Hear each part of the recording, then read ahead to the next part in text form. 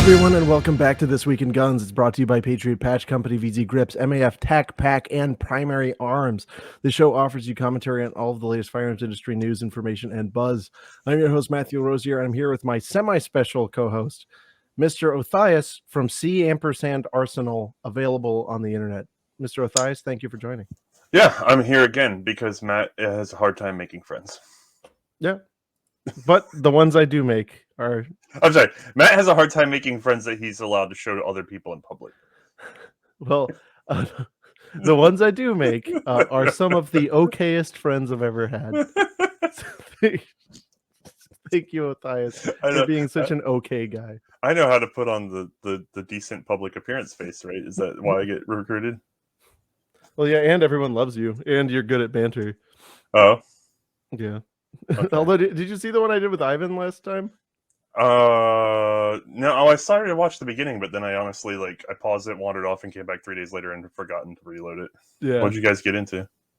I mean, it just seemed like a regular episode, but the comments were like, it was one of those very polarizing episodes where some people were like, you guys just giggled the whole time. And I was like, isn't that what we usually do? No, I actually serve as a giggle breaker for you sometimes. Oh. It's just that I sneak it in there. Oh, well. You also had a spinning rat, didn't you? Wasn't that part of your... That was... A lot of people complain. They're like, Matt, I cannot take you seriously when you're talking to a spinning rat. Yeah, I mean, you're playing the constant balance of being someone who's providing legitimate information and also being a human being. Right. And if you outweigh the balance in one direction, people stop being able to trust what you're saying because they wonder if you're actually trying. And so I run into that all the time because we are leveraged in terms of credibility to the hilt. And so I have to be very careful about applying humor because there's a lot of no fun people that watch what I do. Yeah.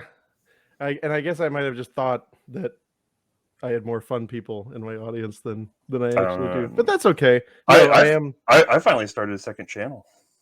Really? That's what I'm about to do. Yeah, I call it, well, you want to be on mine? It's not even monetized. You can just throw shit on there too.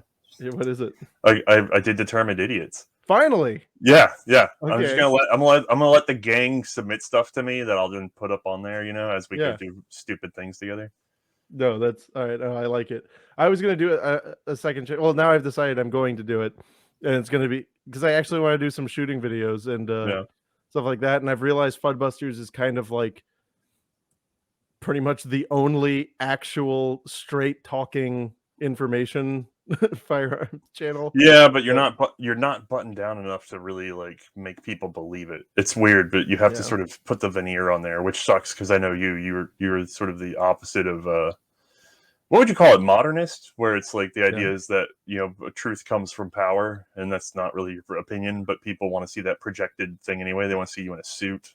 Yeah, they want to see you with a professional background. Like if you made it look like a Fox News set, I think you'd probably already be the most recognized authority on firearms litigation in the United States. I'm not willing to do that, and so the problem is you have too much personality. Yeah, my audience is I like my audience, but I know they're coming for the straight shooting information, especially on my normal gun law series of videos, which I've been behind on doing because everything's been in so much flux. But that's what I'm going to be doing. Fudbusters is going to be very straight-laced information, with just a sprinkling of my personality. And then I haven't decided what the name of the other channel is going to be. You'll probably come up with a brilliant we're one. going to game this. I love gaming channel names. Yeah, but that one's going to be I wish you could still upload gun builds to YouTube. Oh yeah, I know, right? Did you see the one I just did? No, what you just did? Well, I built a crank. Okay. And I did the whole thing AVE style, where I was just recording my left hand and talking with my hand as I'm using all this heavy machinery to bodge together a crank. I have a secret. What's that? I don't know if it's still true, but I checked a while back, and he's subscribed to me. That's pretty cool, right? That's pretty cool. No, but he's and I had such a great time with it. I wish I could upload stuff like that, but it'll be shooting videos, gun reviews, and more just much more personality focused stuff. Because you have all this time, right? Thanks. I do have like a bunch of videos backlogged that I could make content out of that I just like. I'm like, what can I do with this?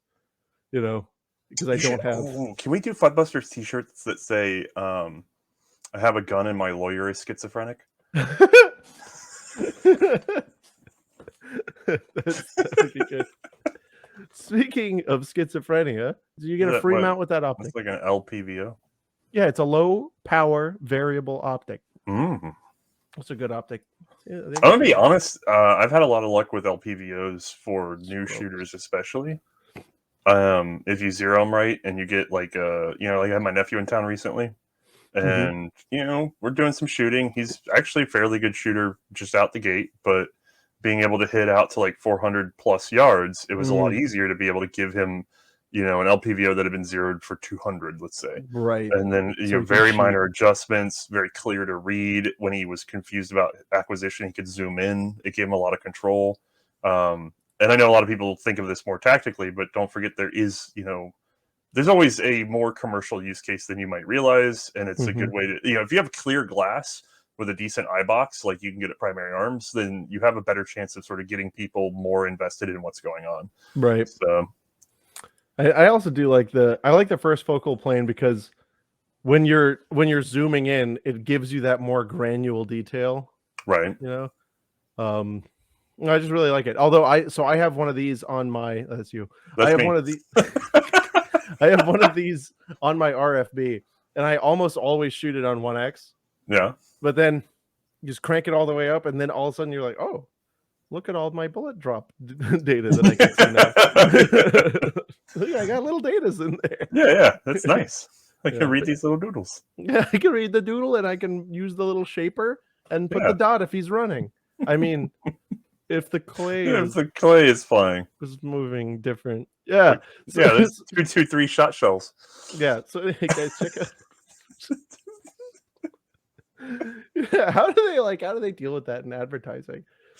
I had somebody, they just say windage. Yeah, somebody had come windage, saw some of my collection, and they were like, oh, like, why don't you, because I wound up with a bunch of 308. They were like, why don't you sell this? I'm like, oh, because I'm gonna shoot it and get better. Wait, what do you mean get better? At shooting. But are you, she's like, are you not already like good enough? I heard that. Was this, did you say she? Do you are you letting women into your house, Matt? You're gonna lose all your viewers. Listen. Oh, you heard it first here. Matt LaRosier allows women in his house. No, I don't. They're not allowed. No 3D women. Anyway, so then the question is, right, but getting better for what? And I was like my eyes kind of shoot left and right, like, for shooting, right? But like, why do you have to be good at it? I'm like, so if there were a kitchen fire, would you like to go for the fire extinguisher and realize it's the first time you've ever used one?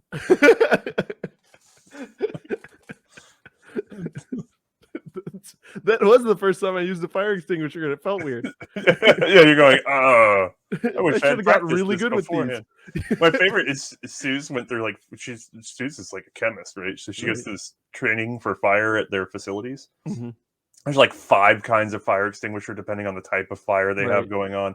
And so you have to recognize the kind of fire and the use case for the fire extinguisher type, and they're all color coded or whatever the hell it is. You know what I mean?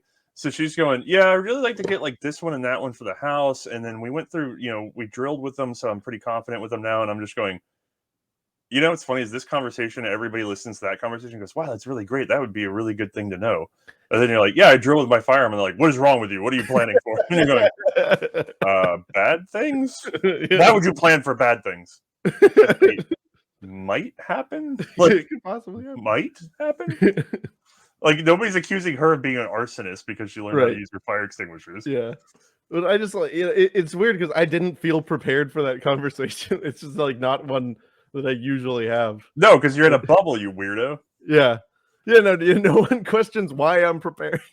Why I'm like getting really good with guns. You're completely prepared for a 4-hour argument about 2D titties, but Anyway, how are you feeling about gun safety in the United States? Let me ask you that. I feel completely safe from the guns. Now, the weirdos behind them, sometimes, okay, there might be a problem there. But that's okay, I got my own guns. I don't know. Some of these I feel like might not be on there good enough. They might hit me one day. Might come down. They'll just fall down on your head? Yeah, it could hurt. Yeah, okay, that's true. But Senator Chris Murphy... Who's he senator for? Who cares? Okay. He is letting us know we should be excited. Oh, okay. Victory after victory is coming for us gun safety. Okay. U.S. gun safety. Yeah, that's fair. Yeah. He believes that the tide is finally turning in favor of the gun safety movement in America. This goes back to our conversation of if immediately post-election they go for gun control or not. Right. And it looks like they're really excited about gun control. You know, that might have that might be a clue to something that we were debating before. The funny counting games. Boy, we won that by the hair of our balls. We should probably back off this hot topic issue, shouldn't we? Yeah. No, we're doubling down on disarming them. Why? Yeah. Why would you need to disarm everybody all of a sudden? No, because look, he is now, after playing funny counting games, we are poised to rack up victory after victory. Okay, yeah, sure. We've built a movement in this country in the last 10 years that today, I would argue, is more powerful than the gun lobby. Yeah, it's completely organic. Yeah, what percentage of grassroots funding is this your organization's coming from? The reinvigorated movement emerged in the aftermath of the Newtown shooting, which totally led to the passage of major laws, right? Mm-hmm. And grew as subsequent atrocities sparked new activist groups and campaigns. I feel like you and I are in a bubble. We could be missing something, but generally when I've encountered people that are anti-gun, they're what I would call passively anti-gun. They're not really bought in on being anti-gun. They're just sort of like, yeah, I agree with that. Right. But they don't have they can't vocalize why. They can't get into details because it's not actually a true topic interest for them. They're just running on emotion. Now, if you get enough of that built up, sure, you can get some work done. But I'm going to be honest with you. What I've noticed for gun control's sake is that what they're tending to stack is they stack a lack of resistance. That's what they're stacking. They're not stacking support. They're stacking lack of active resistance. Right. And then they use that to get their mission done because they just basically pull their bullshit and then they get away with it. I mean, we all know that the current structure of the, the 83. Am I thinking?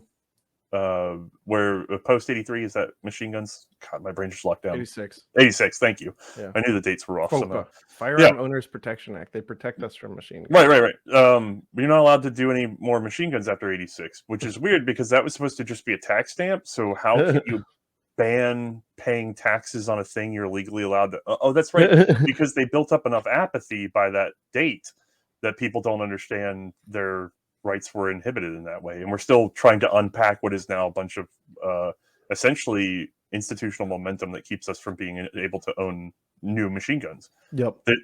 There's no constitutionality to that whatsoever. I mean, there's no origin point of power, but guess what? It's because it just kind of happened. It was just allowed to happen and never everyone agrees. Yeah. Everybody's like, well, they're already illegal. Yeah. Wait, what are you talking about? They're already illegal. It's just a tax stamp. It's just a tax stamp. Because that's what you told us when you passed that back then, was that it's just a tax stamp. We're not actually banning anything. Well, specifically, Mr. Coomer, Attorney General Coomer, it's very clear about that. But listen, Murphy, he went over to the floor. He said, I'm here on this floor to beg, to literally get down on my hands and knees and beg my colleagues. Find a path forward here. He said, not getting down on his hands and knees. Wait, he's really excited because they have all this opportunity, but now he's begging on his hands and knees for people. So the reason he's gassed up is, one, they won the election. I mean, the games worked. Yeah, they clearly won the election. And two, they passed the Bipartisan Safer Communities Act, which just harasses young people and makes it harder to do business. Right, that sounds right. So now he's really gassed up that. We haven't seen the murder rates or the pace of mass shootings reduce, but once these laws start to get passed and put into place, I hope that we're going to see some real returns. Yeah, that sounds great. It's not going to be like oh my God, Jesus Christ. Sorry, boy, the murder rates are coming back up in a time of financial crisis and complete obsession with us versus them on all points. Like the balkanization of the U.S. is in full effect. But, it's got to be the fact that these guns are here that have been here this whole time. Listen, I think you're going to see steady progress. It won't be everything that I want. We won't get a ban on assault weapons overnight, but we'll make regular progress. No, we're gonna pass it on a Friday. It'll be over the weekend. That I think is that's what'll define the next decade. So keep this in mind as we talk through the rest of the stuff, right? It's gassed up, victory is coming for gun safety. Mm-hmm. So what would you think if there was a poll done on how people felt about the recent Supreme Court case Bruen, which says, hey, no, you actually have to give some credence to gun rights. Right. You'd think that probably most people would be against it, right? Wait, they'd be against the Supreme Court? Yeah, if he thinks that this is the way the country's going, sure. Yeah, there'd be people going, oh, no, I don't want that. Oh. Poll, majority approve of pro-gun Supreme Court ruling. Wow, that's really weird. And this is from a very, all polls are bullshit, but this one is definitely biased against us because it's a law school. Right. So how did that really go then? This is them hedging. So this is from Stephen Gutowski at the Reload. He's one of the only real firearm journalists that still exist. Love you, Stephen. Yeah, but, say it again. Stephen Gutowski. Stephen Gutowski. A fine poll.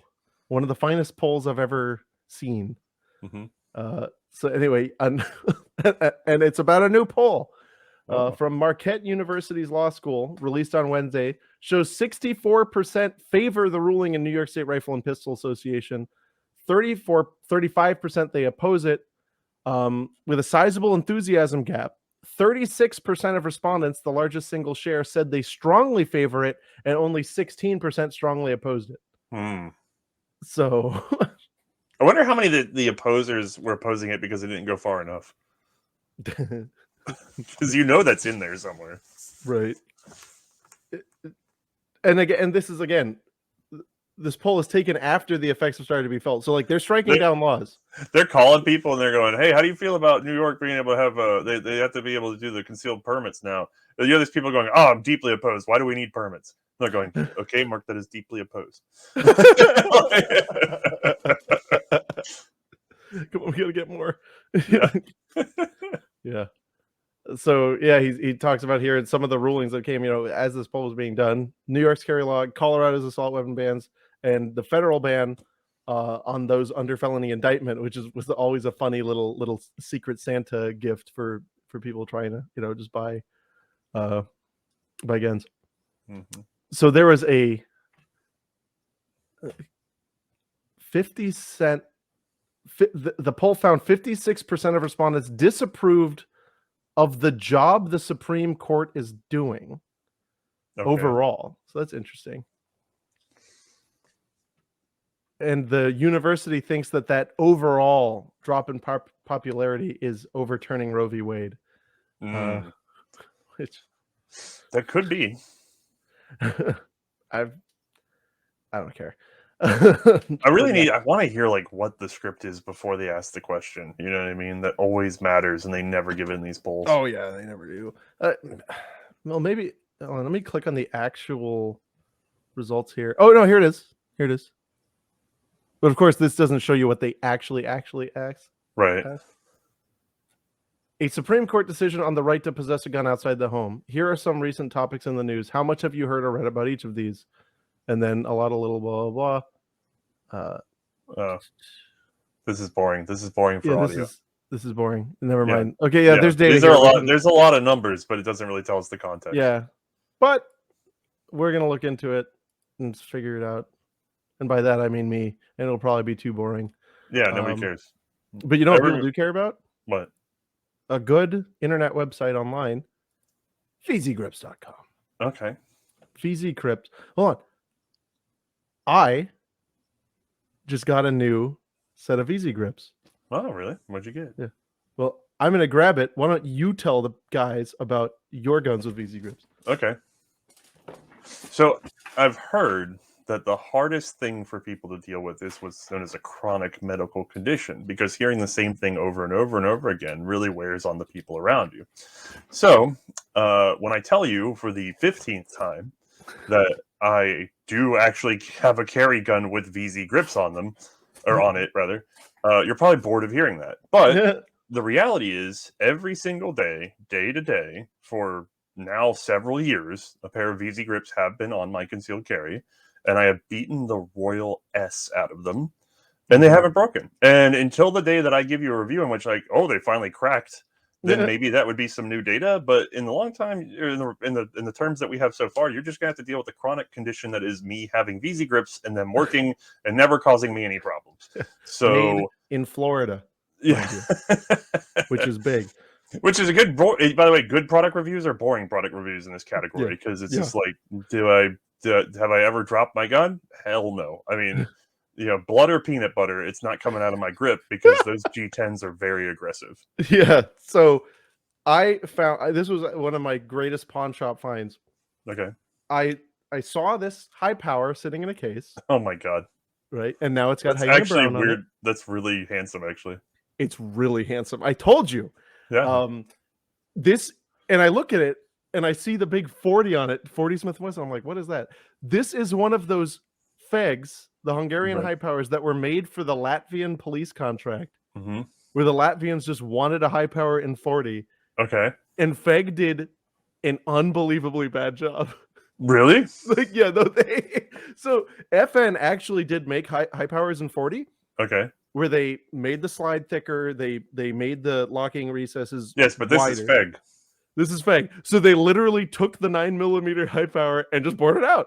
Yeah, okay. And it's got the slide is drastically underweight. To be fair, that's what 40 was supposed to be, right? Look at the how thin that barrel is. I'm intimidated. Look at how thin that is. And so I'm like, I'm gonna shoot this, and it had awful Pachmeyer grips on it, so I took them off, and I'm like, I know exactly what this needs, because again, it's aggressively underweight, right? So it's gonna kick like hell. So I got the VZ grips with the striation pattern, in hyena brown, and all anybody can do is compliment this awful little 40 caliber. It does look nice. Yeah, but this is objectively a bad gun made handsome by VZ. That's dope. I think it's super dope. And apparently this is one of the, most of them that came in had the Latvian crest on them. And this was one of the overruns that had no markings, and so to import them, FEG just used an electro pencil and scribbled on it. Nice, beautiful. It looks awful. Yeah. The grips are the nicest feature. It also has the nicest trigger I've ever felt on a high power. Well, that's because it's a FEG. Do they have unusually good triggers? No, they're just different. Yeah, it's like, what if you had a high power, but like we ran it through one of those AI tools and it's just completely different. Yeah, no, oh, that looks really cute, except for the 8 fingers. That's my favorite thing about AI art, is when it gets to the hands, it like a total stroke. Yeah. Turns out hands are hard. Yeah, hands are hard for that's how you know AI is a real artist. Yeah. Because it shits itself when it comes to hands. But anyway, guys, support vzgrips.com. They're a good Florida company. And I bought these. They didn't just send me this. I actually went and bought these grips. Wait, what kind of sponsor is this? You should at least get some swag. I was also, anyway. I know. I bought them. So it's honestly faster than like sitting there and having to haggle. Yeah. Yeah, exactly. Yeah. So this week 15 THISWEEK15, and I did confirm that is the highest discount you can get. Did you put that in when you did it? Good first. Yeah. But I did confirm that's the highest discount you can get. And yeah, so they'll take care of you guys, and that'll let them know that I'm doing my job. And yeah, go on there, get yourself something. Hyena brown is the correct color. You're gonna look handsome like mine. All right. Moving on. They also have funny stabby things like a pencil made of this. Yeah, do that too. Mm-hmm. This is one of my favorite stories. I don't know which one we're on. Hold on, now I gotta look. we're going to be talking about abortion again, which is a topic I usually. Another reason my channel doesn't grow exponentially fast is I refuse to leave my laboratory. Okay. Talk about the Kyle Rittenhouse. Talk about the abortion. No. Why would you talk about abortion as a gun control issue? Anyway.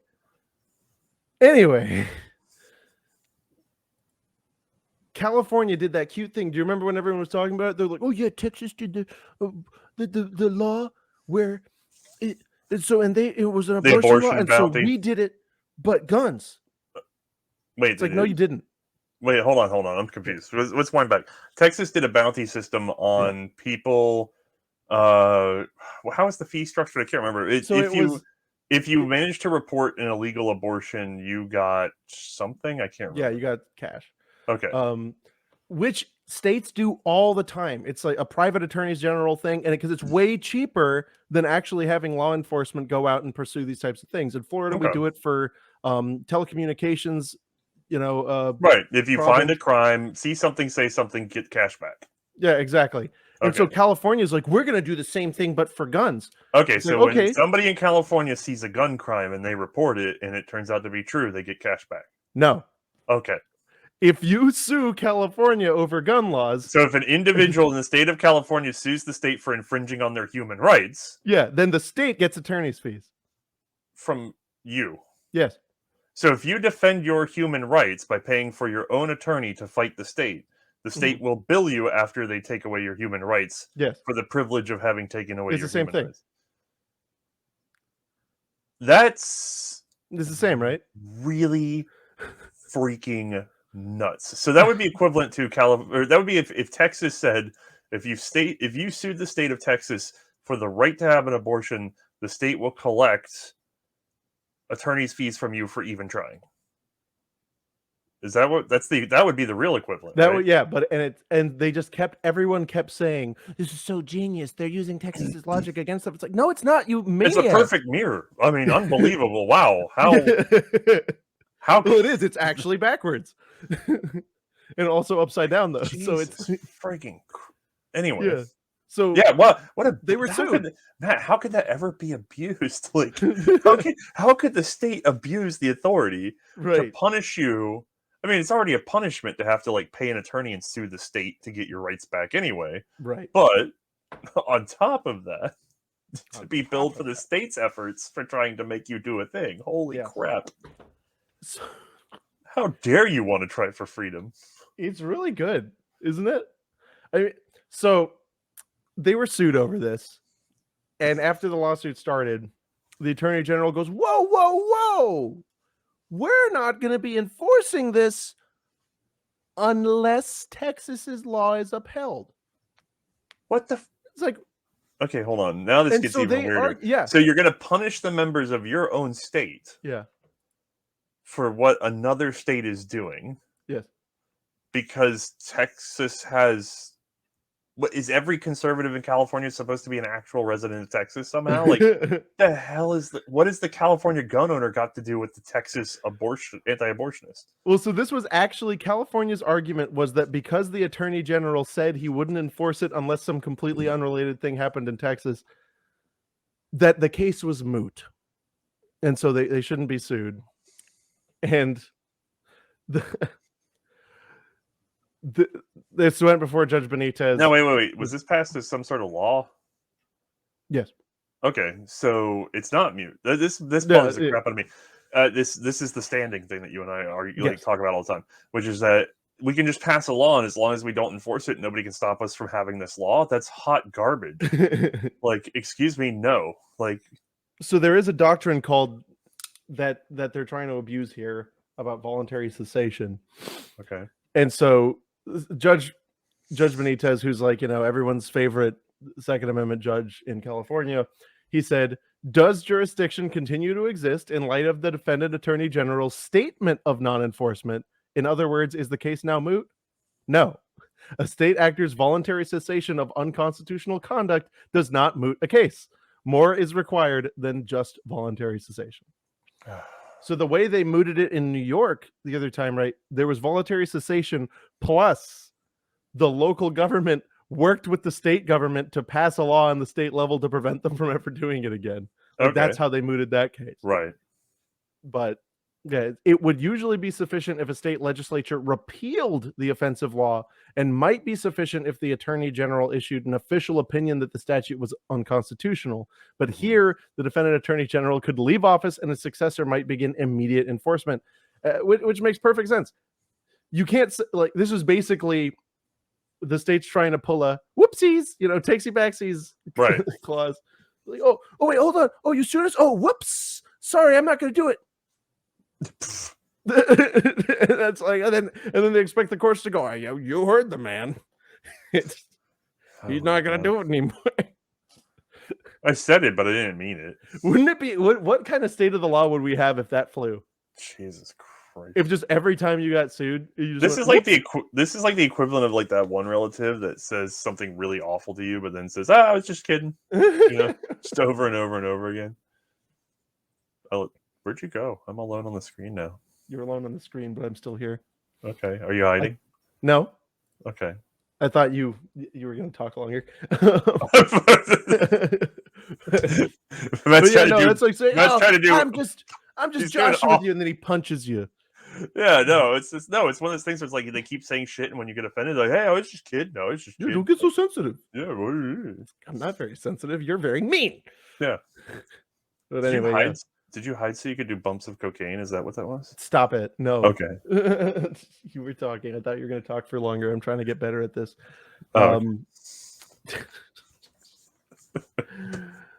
But it's actually, I don't know. I'm pleased with that result. Okay. So now let's talk about international news. Did you see this one? What other bullshit? God, California, fucking man. Great. Let's wait. California. What's worse than California? What group of people? The Albanians? The French. Oh. So we know about... I have a Frenchman. We share him. No, I have a Frenchman here now. You haven't met him yet. Mm. You'll be very happy. He's a very good Frenchman. Okay. Yeah. I'll have to take a look. Okay. What are his teeth like? Are they good? Would you like to come over and see my Frenchman? Yes, please. Okay. Just make sure he's prepared. He's very picky about food. You have to wash him. He's overly friendly and conversational, and he hates the French government. So, whoa, nice. Right? Yeah. Well, so you remember the gun buybacks, confiscations, whatever the fuck that happened in New Zealand, and how no one did it? Right. That's my favorite part. Yeah. Because New Zealanders are either they don't have a lot of hidden guns or they're not taking it. Right. Well, the French are different. Oh, okay. Rifles, handguns, ammunition, even knives and grenades have been handed in at 300 collection points across France since the start of the Ministry of the Interior's campaign on November 25th. These were illegal guns, okay. Yeah, they were unregistered. Do you know a lot about the French categories of weapon ownership? Yeah, a little bit, yeah. Don't they have like Cat D and Cat... No, good lord. Yeah, Sad and A. Yeah, but what's Cat D is the one that's like almost unrestricted, isn't it? Mm-hmm. Like, do you still have to register for Cat D? Is it D or E? But I know that, essentially Cat D, I think, is like their antiques category. It's not like for us, not curio. It'd be like antiques, right? There is one of them, but I don't know. I'm not a French gun lawyer. I always check the graphs. From what little interaction I've had with France, because I have I've exported a couple of things from France that were antiques in America, and in France they were Cat D, and Cat D represented no problem. So as far as I understand it, and I don't know what the registration scheme is, or if they have some sort of no pass fail or whatever. Right. A lot of the stuff we're seeing in these photos from the turn-in are look like what that easily what I would be calling Cat D. Right. So for those of you who are listening at home, the broad majority of photographs that I've seen of this are the most advanced stuff I'm seeing are say World War II era Beretta pistols, right? Like that would be a semi-automatic magazine-fed pistol. Those aren't even the majority of what we're seeing, obviously. But like now on the screen, we're seeing a Ruby, like a 32 ACP. A nice Ruby. and an MAB 22 target pistol. I think it's a ruby marked by the Free French Forces, so Yep. we'll just melt that down. That's great, right? Yeah, Just look at that. ruby. Yeah, the grip's marked with the Free French. Yeah. So just go ahead and melt that. Yeah, There's get rid of that. no historical value there. Yeah. So a lot of MABDs. Yeah, well, so the thing that bothers me though is there's some, and I get it. There's some stuff in here that most governments aren't happy with. So I saw like a Thompson M1A and MP40, and I don't know what condition those are in, but they look to be operational from the photos I saw. Right. There's a MP38A that's in here that I can't really tell what condition it's in. I can't see enough of the bolt or anything like that. But at the same time, I'm seeing Springfield 1903 A3s. I'm seeing Gewehr 98s. In the pistol category, C96s and Lugers. And then most important to me, though, is because I've been doing a lot of revolver research, I noticed that there's a handful of revolvers that have turned up in a lot of these photos that are extremely old. So we're talking about pinfire Leffe shows that are hard to come by depending on their manufacturer. Like they might be, let's say, really cool French naval examples or something like that. There's some rare stuff in these categories that I've actually been struggling to import from time to time when they become available. And to see them being destroyed is really disheartening. Oh, you don't have to worry about importing them now, though. They're gone.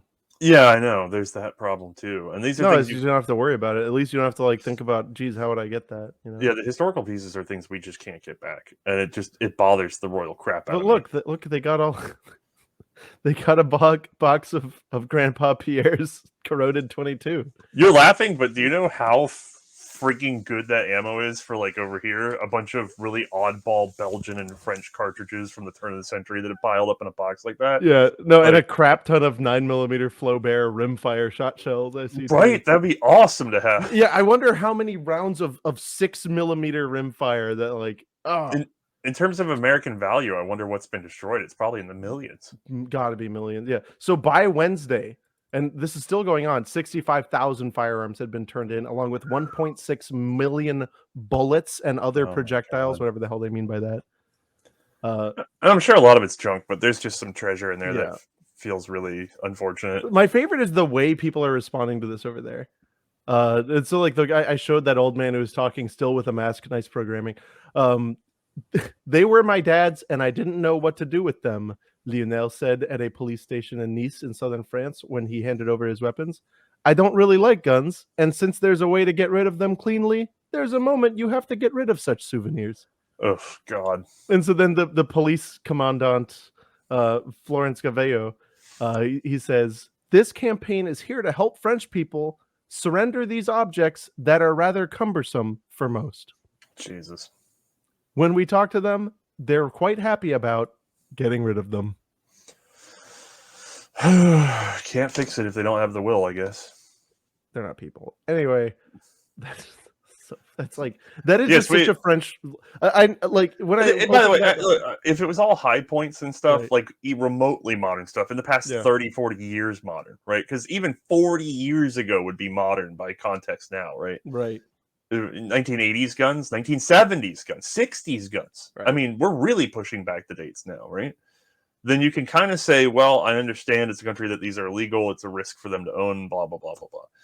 My big problem with this entire campaign is that the broad majority of firearms that are in these hands, because of their early firearms restrictions and the fact that they've been in place for a very long time, almost everything that's turning up is like World War II, World War I, or before. This stuff is not a danger on the streets. The ammunition is not readily available. They apparently are not being used in crimes because you never hear anything about somebody holding up somebody with a Gewehr 98 or Luger being used in a like, maybe I'm missing some case that I haven't seen before, but I'm just not hearing about it. Well, it even said that in the thing. It's like, this is there to help you if you find your dad's, heirloom behind the counter and it's not registered. We'll help you out. Just come, we'll crush it. Right. So the entire game is the crime that is being prevented is the crime of you being caught with something that you weren't using to do anything wrong with. Right. It's absolutely bothersome to me. And there is like no question on the part of the French that at least that they talk to that this is them doing you a service. Well, at least that they would report on, no. Right. But again, it's one of those things where it's like these are like cultural artifacts of your history, and they're just. And I do know for a fact that there are French people that hate this. In fact, I've got one of them is a friend of mine. Yeah. but like just the general response to, oh, this is nice, I don't have to worry about it. It's like that is such a quintessentially French reaction to regulation. Well, I don't want to get in trouble. This reminds me, I don't know why, tangentially, are you ready for me to burn your biscuits? I was on Gunbroker. I saw what was clearly an antique firearm that I was considering bidding on. Is that your biscuit ready face? Yeah. And my biscuit ready this is the firearm is clearly antique. He has the date on there, 1880 whatever, right? And I know where this is going. The date is on the gun, and what does it say in the notes? FFL required. Must send to FFL. Will not send to anything that's not an FFL. And you're going, why? What's like your deal? Why? By the way, I had to check the state because like California, no, random red state. Yeah. And you're going, oh, what are you doing? I want to deal with no. I want to deal with no gray area. You scroll down, there's a whole lecture about like I don't care about bro, and you're like, oh my god, everybody's been like, what the fuck are you doing? I'm not. Yeah, he's tired of it. It's I got to cover my ass. I got to cover my ass. Yeah. I don't want to mess with no gray area like that. That's a loophole. It's in the law. That's the same legal connection as the thing on my hunting rifle. Loophole. Anyway, next up, there's some French words that are good though. Okay. It's MAF Corporation. Oh, okay. Manufactured what kind of freaking, can you imagine the kind of specific autist that would name his manufacturing company in the state of Florida after French words? So anyway, look. I mean, Florida wasn't even founded by the Huguenots. It's a Spanish colony. Huguenot. Jesus Christ. Look at this. The People's Ambidextrous AR Fire Control Group, $29.99. Uh-huh. That's a nice value. That's lovely. Isn't it? Yeah, I can see the way that it's made out of actual metal. It's real metal. Yeah. What else you got? Tons of AR stuff. Okay. The best deals you could possibly get on AR. Yeah, but name something good. Okay. Set me see. Fully populated, barrel installed, ready to go. Ooh. Do it however you like. For wind chime. Yeah, specifically, what's the barrel length on that? Normal, isn't it like 20 or 18? I don't know. Where's it at? Is that thing right there? It's the middle shiny bit. Oh wow! If only like you had some sort of thing to hold all those parts together. I heard you can do that. Yeah, can you? I heard you can do it easy. Oh, okay. Yeah. But anyway, there's a lot of stuff on here, guys. Just go on there, check it out, and of course, we have funny things like the Magic ATF ball, which Othais has one of. Yeah, I have one of these. They're actually a lot of fun. Yeah, it's a fun. It's also cute. It's a really, honestly, if you're going in the Christmas season, this is a really good gift. If you're the kind of guy that hangs out at your local gun store a little bit too often, this is a really good gun store gift. Like the gun store owner, you know what I mean? And just a little gift often gets you like that. Not that, but if you establish yourself as like the friendly guy, they're going to tell you about the cool stuff that comes in first. And it's how much is that thing? Like $15 on its own. Oh yeah, like a $15 gift that's going to sit on the counter at the gun store, and he's going to be like, "Oh yeah, Brad gave me that." Brad gave me that, yeah, and then he might give you a discount. So say the name again, so that people know where to get the thing to take to the gun stuff. MAF-arms.com. Okay. You're going to go find the Magic ATF ball, and if you use the coupon code FRN Foxtrot Romeo November, you are going to get a discount on that ball or whatever else you get to. Discount balls. Ball discount. It's a ball discount code. Yeah. Right. Yeah, guys. Thank you. Next up. Oh, the P320 is the gift that keeps on giving. I was reading this thing going, hold on, wait a second. It's like so yeah, so and it's funny. Are you the person who wait, no, that was actually my buddy Gino, who when I long ago. Okay. When I first started carrying a gun and I didn't know anything. Uh-huh. He was carrying appendix, and I was like, "Are you sure you want to have it up there? You know, like pointing at your dongus? Yeah, pointing at your brongus." And he goes, "Are you a cop?" And I go, "No." He's like, "Then you're not gonna shoot yourself on the draw." And so then we see here, Massachusetts woman among group suing Sig Sauer, saying gun goes off by itself, and then you look down, who else is on it? police and federal law enforcement officers are by among the 20 dozens. people from multiple states saying they were wounded by a popular SIG pistol. So what's your take on this? Because here's I think we can summarize this very quickly. They say that the guns are going off on their own. Yeah. Cases now, the tricky ones are the ones where they say they went off in the holster. Yeah. But I'm curious about what holster was in use, because was it a Serpa? But or a holster that doesn't provide enough shielding for the trigger. Right. Who knows, right? Like was it a soft-sided, deep conceal holster on a 320, which is weird, but whatever. Yeah. If not, if it's a standard holster, then yeah, there's some real concerns about having a gun go off in the holster.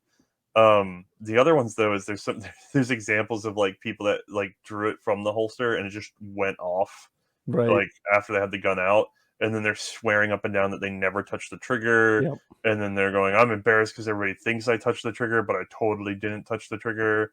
But then also in the lawsuit, they're arguing about how the trigger is too light, and I'm going, wait a second, hold on. What? If nobody's pulling the trigger, why is the problem that the trigger's too light? And then I guess you could say it's lightly sprung and that inertia action is happening, but that would mean a heavy trigger with a light spring. Right. Like a literally dense trigger with a light spring could cause an inertia problem. But I don't know. This is a weird one. One says that his gun fired uncommanded inside a SWAT team van with 6 other occupants while he was working.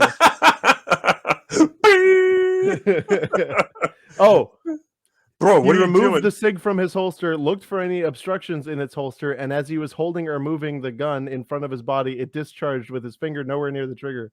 I don't believe you. Actually, wait, why was he checking his holster for obstructions? It's really, I'm sorry, but hold on. Is that because that's all the context we have? And I'm not trying to like accuse this guy. It could be that he had removed it. It had been several minutes, and before holstering it, he went to check for obstructions like you should. Or it could be that he removed it from his holster because it wasn't fitting properly in his holster, and he went, "Why the hell isn't this fitting right in my holster?" You know what I mean? Like, it's not worded well enough to actually give us. Well, here's another one. Colette filed a separate federal lawsuit in 2021, which claimed that Colette removed his gun belt and secured his P320 in a smaller compartment in his gym bag, wrapped with a cloth. As Colette walked with his bag over his right shoulder, the gun allegedly fired without the trigger being pulled, and the bullet went through his leg. How could man, you did a lot of stuff weird. There's a lot of it was safe. I wrapped it in a cloth and I put it in my bag with my stuff. And one of the bigger NDs that I've noticed people running into is trying to holster with like the tail of their shirt, because people won't tuck in their shirts very often when they're concealed carrying. Is the tail of the shirt will get in there and it'll sort of stack up against the trigger as you try to holster it. So there's all sorts of weird stuff that could happen if you have a very light trigger, especially. But none of these cases, I read the whole article. I could not find a mechanical claim as to what the error was, other than a mention of a light trigger. Yeah, which it is not. Yeah, I don't know. I'm very confused because SIG said it's an industry standard trigger, and I would say it is. Yeah. So I'm not sure. It's an industry standard, mushy, creepy striker trigger. Yeah, unless they have some sort of poor striker engagement, unless they have some sort of inertia risk that we're not aware of. You know what I think this is? What? I think it was the drop issue. Right. Made everyone focus on the P320. Right. And then, so what I want to know is how many officers just ND themselves every year? Right. And now because SIGs are unsafe. And now it's a 320. Yeah. Right. No, it wasn't my fault. And all I have to and I know people are going to say like one way or the other. People are going to go, well, it has to be them, and it might not be. It might actually be a mechanical error, but we're not sure what it is. Or they're saying it definitely isn't them, and it can't be just a mechanical. Or it definitely isn't them, and it is definitely a mechanical issue. Because I know Len would never lie, and the problem is I've seen guys that know better that have done stupid shit. Right. And you have to kind of break it down for them and be like, hold on, this is a blind spot for you. This can happen if you do that. Oh, I've done it for 15 years. And you go, I understand. Yeah. But it can happen. And it's a fluke, but it can. Yeah.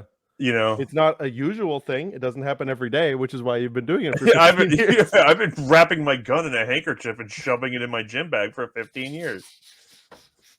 I'm sorry. That one's pretty stupid.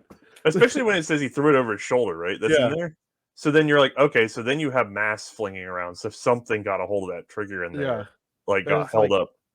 if you're gonna take your I gun don't out of your understand, man. holster I and put my wrap it, loaded Glock in the dryer with a bunch of shoelaces. I set it for turbo.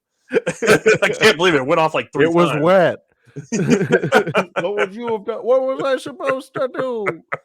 But no, that's what I want to, because I know cops ND all the time. Oh yeah, Like oh, constantly. yeah. They're constantly tagging themselves. That's why the ceiling's all messed up above the local range.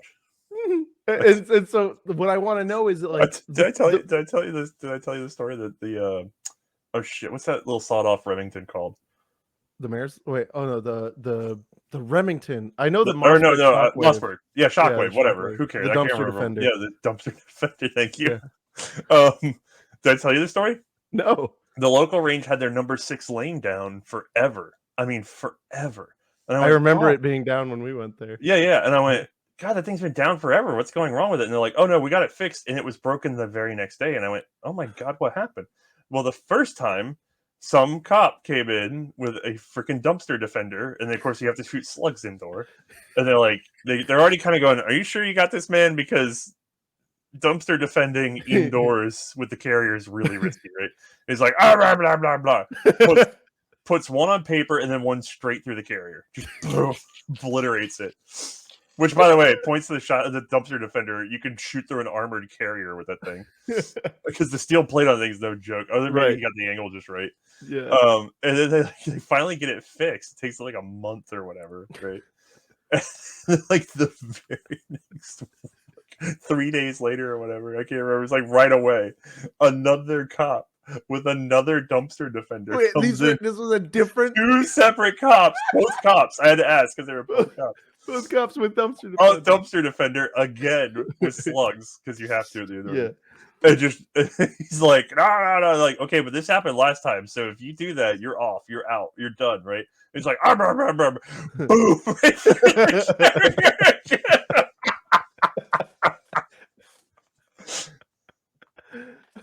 I know what I'm doing. I've been defending dumpsters for 15 years. Yeah, I finally bought one. You lost your carrier. And by the way, so what do they do? What? They ban dumpster defenders. They're just like, okay, no. I mean, that's a solution. I would just say, if it were me, I would figure out the cost of one of those things, add 20%, and then I'd be like, you can use the dumpster defender, but we're holding your credit card and we're charging you for the cost of that carrier plus 20% if you friggin' shoot it. Oh man, I did finally buy one. Yeah, I kept seeing them in pawn shops, and I'd be like, I should have that. I really should have that. And then finally, I got one for $200. I kind of want like a tag that's just like the silhouette of a dumpster defender and just the word defended. Just spray it on dumpsters everywhere I go. Yeah. Secured by. Maybe that should be your alt channel, Dumpster Defense Force. Well, because one of the main things I've been stockpiling these because you gave me that idea. Okay.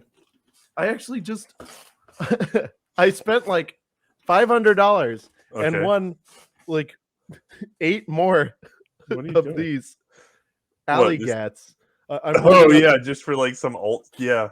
I'm holding up an old European 25 auto. Don't give it all away. Don't give it all away. Yeah, because we still need to like. I mean, fine-tune. David's never going to do it, but we're going to do that project somehow. We have to find a way, right?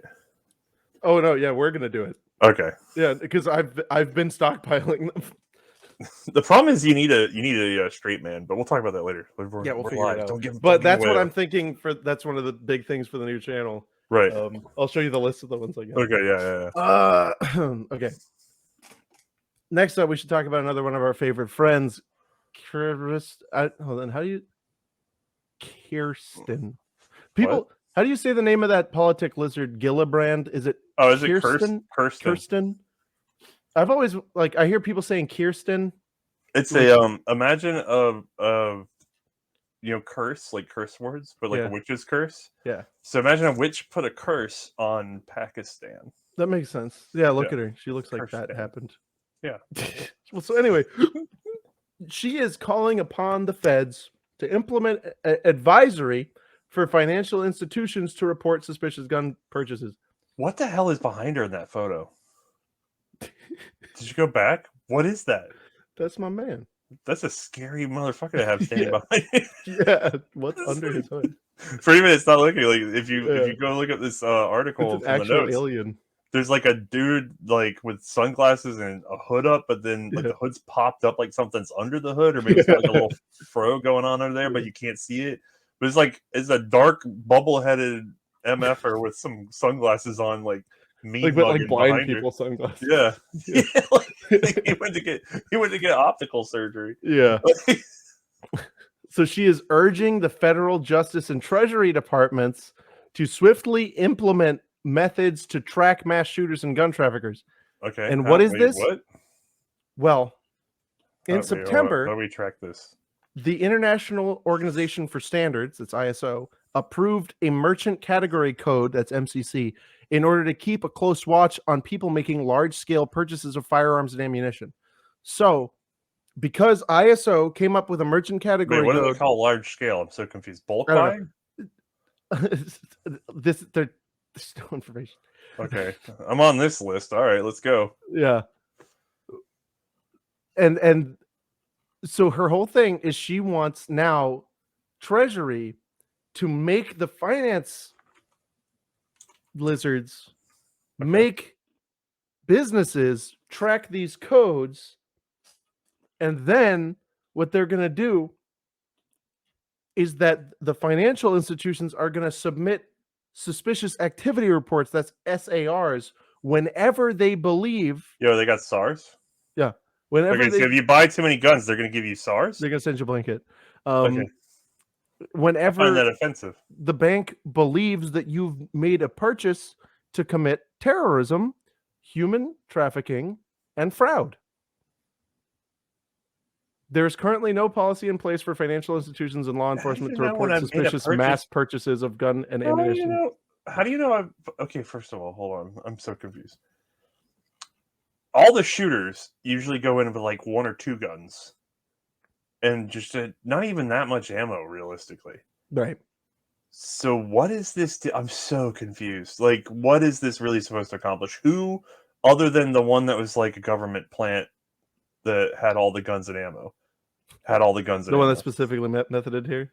The notable Las Vegas that happened? It's the only shooting that we have so freaking little data for, and like the one security guard involved was sent out of the country with a bunch of money. That was really specifically cited by Gillibrand. According to Gillibrand, several high-profile mass shooters made large bulk purchases of guns and ammo before they partook in their lethal acts, including 64-year-old Stephen Paddock, who in 2017 killed 60 people in Las Vegas using credit cards to pay $170,000 for his arsenal. And then we sent that one witness on daytime TV and then shipped them out of the country quietly. Bye. That was weird. The whole thing was weird. Yep. Well, Gillibrand. Well, don't be worried though. Okay. Gillibrand has declared that the codes, which again she's asking for like 4 different chains of people to use, will not be used to judge firearm enthusiasts, hunters, and/or collectors, but instead those who make random and unusually large purchases with credit cards.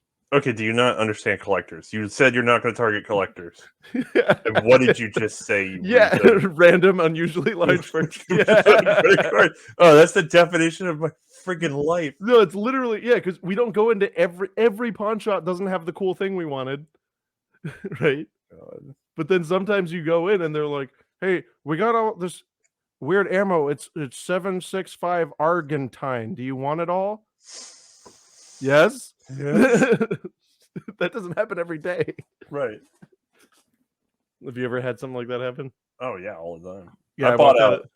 I blew. Oh my god, what little money I had, I blew because a gentleman passed away here, and his collection went up for sale through private hands. And I was just like, oh God, if this goes on the open market, I'll never afford any of it. So it was just like, because a lot of it was, and I left a lot for other people to discover, but anything that was useful referentially for the show or for the revolver study that we've been doing, I snagged. And it was just like, it hurt, but it was, there was no way I was going to be able to do that later. You know what I mean? The opportunity cost was too high. Yeah. So I've definitely been there where I'm just like, all my money's gone. The last time it happened to me, it was somebody at our shooting club died. Right. And it was so weird because no one else at the club like wanted any of it. Hmm. And I wound up leaving with, my 1500. Yeah. Yeah. Literally the entire bed of my Chevy 1500 was full of 7.62 by 54R. Yeah. Okay. That sounds right. And yeah, so that was my bank account. Can I have some of that? Can I got some easy, no problem. Okay. You don't have any? I got like one or two spam cans left. We'll talk after. I'll take care of you. It's not a big deal anyway. You want heavy ball or light ball? I don't know. I got all the balls. Who's balling? Hungarians. Anyway, next up, sponsor time. It's Tech Pack. Tech Pack is a loot box. They got the. Oh wait, what are we doing about this Gillibrand thing? I mean, this is just more spying. To be honest with you, they're watching every $600 transaction we do anyway these days. Like, yeah, no, and so the other thing. Okay, the other thing that's interesting here is. By the way, the number one the number one organization that gives away guns for terroristic activity is what, the ATF? Yes. Like, so are we? Just the U.S. government in general. Oh yeah. So are we watching that? Are we getting a? No, of course not. There was actually that was in the Bipartisan Safer Communities Act. Was it? Yeah. But it's that they have to issue a report to themselves now. Oh, okay, good. Yeah. Wow. They have to, the funny thing here is like I would love to see the people at the credit card processors watching our transactions, trying to figure out what we're up to. Oh, Jesus. I try to figure out my own transactions. Like, I'm going, okay, I know this was a gun purchase, but what the hell was this? Because it's always some name that is not the name that the business that sold it to me goes by publicly. Yeah. And then it's always like their weird interpretation of whatever farm, like it's like it's like farm to table caterpillars. Like, you're going, what side hustle do they have going on? Yeah. It's like, then they describe the gun as 1887, and you're going, what can I buy? And all right, so next, and then we convince Tac Pack to send out like elephant underoos with like. We make this like a trend, and as soon as we have like 50 people doing this shit, we have them start putting in really weird crap. Although I mean, with a lot of our audience is younger. If we put in Dunkaroos, they might not be able to figure out how to even use those. Wait, do young people not know what Dunkaroos are? There's no way. Have they been discontinued? I'm pretty sure they've been off the market for a minute. No way. Are Dunkaroos dead? I think so. Well, I'm Googling Dunkaroos. No, my favorite 90s nostalgia snack is back. Oh, it's back. Okay. So that means it was gone. Oh my god, the branding sucks. Yeah. Wait, what is going on? Let me. Okay? This has nothing to do with guns, but you need to go to Dunkaroos.com. Oh no! Because it is like they've oversold the 90s. Oh factor. No! Yeah, scroll down. Look at the Windows 95 bullshit at the bottom. Keep going. Look at the fucking courier. No, keep going. My god! What is happening here? BRB impatiently waiting for summer 2020. Dunkaroos are still coming back summer 2020. This must not have actually happened. This did not work. Do not sell my person. What just happened? Did they screw up relaunching Dunkaroos? This is General Mills fucking out like this. I don't know. The web whoever did this web design was really into it. They're like, oh hell yeah. You can buy it. Look, it's available, really? Dude. It's not even available at any of the safe 7-Elevens. Okay, how far is that 7-Eleven from you? It's close. Okay, so you're gonna go over there right now. This is Walmart. Okay, well, go see if you can get Dunkaroos, and if you can, report back. That Walmart is not close to me. It's like downtown Orlando. Yeah, no, I got to call for stock. I'm gonna call this Walmart. Like, you have the Dunkaroos vanilla cookies and chocolate. Hey, do you have any Dunkaroos? What? The more I look at this website, though, the more I kind of like it. Yeah, I know. I'm into it. Yeah, I'm into it because, like, go check their Instagram. Is it still active? We are so far out of guns, but we're talking about Dunkaroos now. Hold on. 147 weeks. Oh, that's not good. No, 2 days. 2 days ago. 2 days. 2 days. Look at it.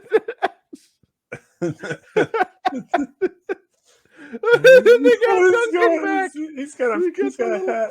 Kangaroo. Yeah, the sideways hat. That was cool. Okay. All right. This has to stop.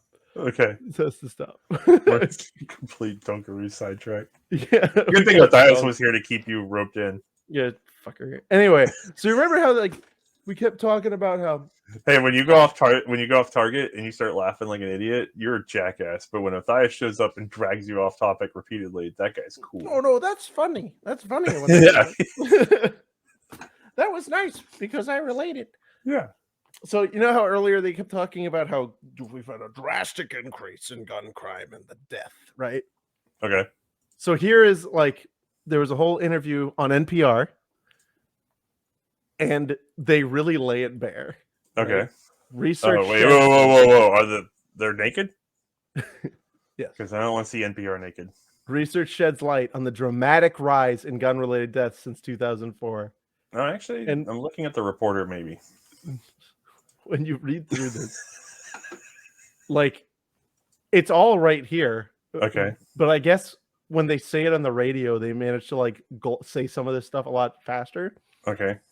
So it talks about how gun deaths went down very, very low, right, in the 2000s. Okay. Stayed stable, down to 10 per 100,000, which is not substantial. Right. But we've seen an over 25% increase in firearms death in our country. Okay. And then they just keep focusing on that. Oh, 40% increase in firearm homicides and 17% increase in suicides. Yeah. And they just keep on focusing on that, ignoring the fact that 1.2 times fuck all is still fuck all. No, it's a massive increase. Also, what's the increase in the violence rate? I feel like the violence rate's gone up significantly. Right. Or do we not count it when they burn down the 7-Eleven? Men are still more likely to die of gun violence than women, but the study did document a really substantial increase in the rate of gun deaths, especially, again, among Black women. What might be going on there? We don't know why. And then he proceeds to pontificate forever. Wait. Has the death rate from firearms in women gone up? Yes, general? But again, this is like, if it goes from 1 to 2, it doubles. No. I'm thinking of other social factors, like the fact that we've invented new kinds of women. There's some very broad-shouldered women that are really into guns these days. If you know, this has been a problem for me with my tall fetish. Yeah, I know. That's like you're wearing a scarf. I don't trust you. Oh, that's really good. To be fair, you remember the joke, peanuts, the can of peanuts. Yeah, and you'd open them and there was a snake in. Yeah.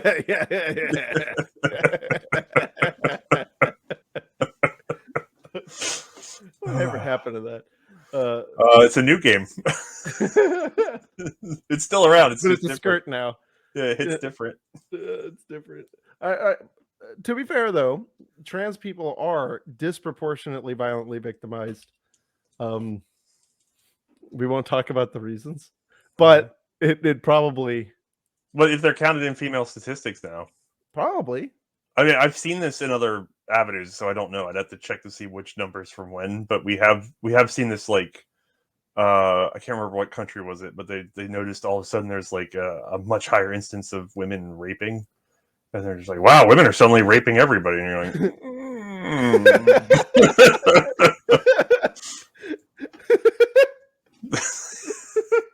What a funny world. yeah. Can you believe this is real life? Yeah, it's almost And then like people are going to be like, oh, they can't say that. It's like literally we're pointing at it. It's like, oh yeah, I'm just. To be fair, to say that I have to own the fact that being a male, I'm more likely to rape. Like, yeah, whatever. Statistically, I am. I guess. Fuck it. But I'm not. But yeah, you have to take. I've never seen him do it. Statistically, I'm more likely. Yeah, but that is funny that you just aren't allowed to do that. Like, if all somebody has to do is declare right what's going on, and you walk into a room and see them raping a woman, and a data scientist go, oh, that's a massive increase in female on female rape, right? And you go, that's a dude. They're like, or at least you're the bad guy. Right? Even if you want to play the game of like identity, that's fine, but you're still hiding relevant data. Yeah, because what you've done is you've categorized into a binary in a way that does not express the possible the organ that causes certain behavior sometimes. Sounds like a anyway, compulsion there. Let's move on. We're getting really. Why are we still doing this? You're getting me in more trouble. Uh-huh. I'm just saying that. You know what? Speaking of trouble, people these days don't know how to raise kids, right? They don't know how to punish children. And I'm not going to recommend any particular way of doing it, but 20-year-old Memphis woman fires gun at juvenile. This mugshot is amazing. It's really something. I highly recommend checking the show notes for this mugshot because she looks like she's about to shoot the person taking the mugshot. She looks like she might be one of those new types of women.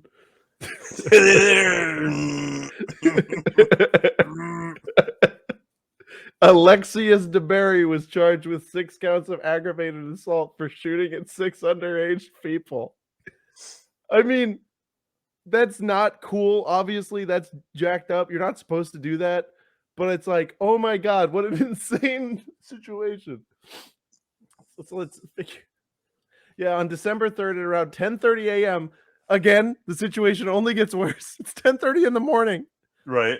2 Memphis officers were flagged down by 6 juveniles on the 300 block in McLemore. They told police that they went to the home to confront her about a past firearm transaction. And what the hell does that mean? Yeah, so the victim... The juveniles... Okay, so juveniles are approaching a woman about a past firearm transaction. That's what it says. There's a lot being buried here, right? Like, we are really avoiding just saying something. Oh my God! Oh, hold on. Every sentence here. Let's continue.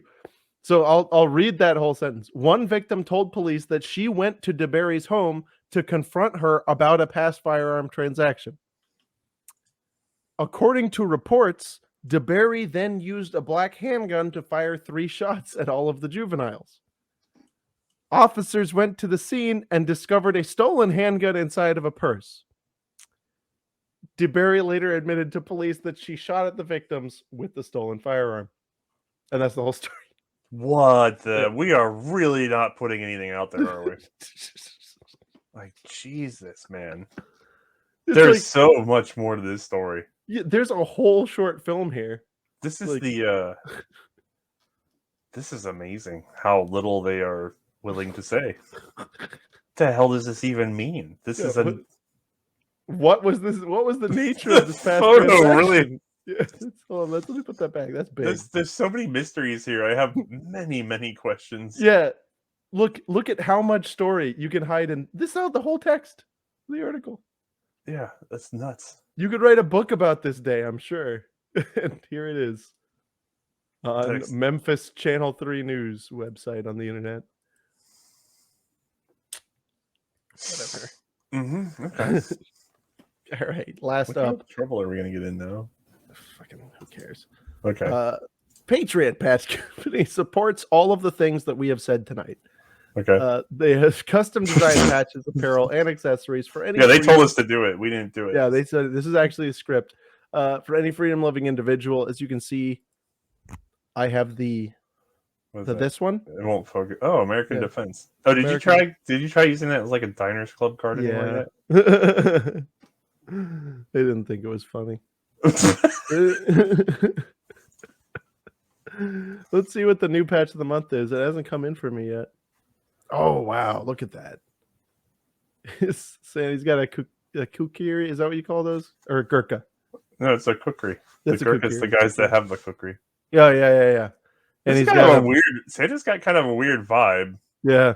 Because he's got the custom glack and stuff, and he's got all this like Molly and a rocket launcher, like he's like RPG-7, and then just out of nowhere he's got a cookery, like yeah, and his jingle bell balls, testicles, yeah, it's definitely balls. I feel like I have neighbors like this though. Yeah, but you can subscribe. Let's be honest, everybody listening has one of these guys in their family. You should just send it to him. Yeah, like, look, Rick, I got a patch of you. He'd be like, oh, how'd you do that? And to do it, use promotion code TWIG10, TWIG10. You're going to get 10% off. Join the Patch of the Month Club. You'll get a new one every month. It's awesome. It's cool. Everybody loves it. So check it out. And that's all we have for today. Any closing remarks? Did you call it? Can we call 7-Eleven? I want to know about Dunkaroos. We're getting on that right now. We need I want pop-up ads that are like eat hot Dunkaroos in your area. Oh man, I think that was our worst deviation. Yeah. I feel like that was going to be infinitely more popular than our other deviation tonight. Whatever, fuck them. I want you to go on the record. I didn't say crap one way or the other. I just said that the numbers are hiding key information about everything tonight.